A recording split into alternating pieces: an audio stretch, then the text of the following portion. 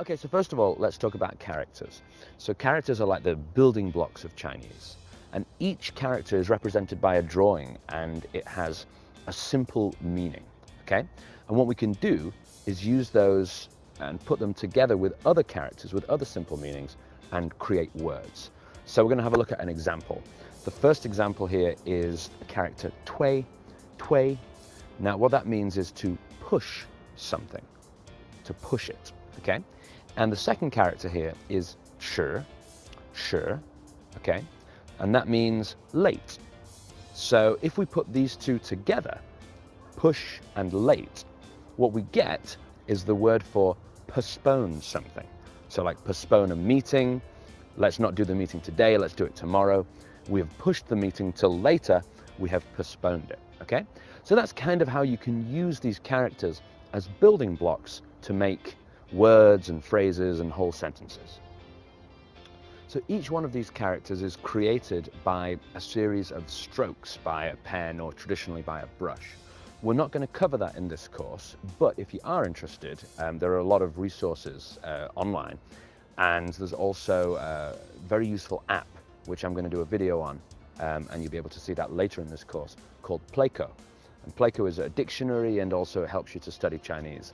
And in Pleco, you can learn how to write these characters.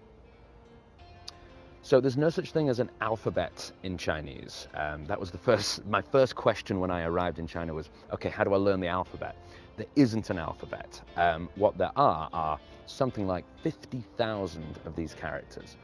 And a lot of people hear that and say, oh my God, there's 50,000, like there's no way I'm gonna ever be able to learn that many. The good news is that you don't have to.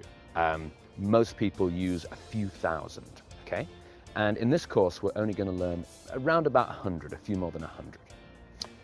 So it is possible to learn Chinese without learning these characters.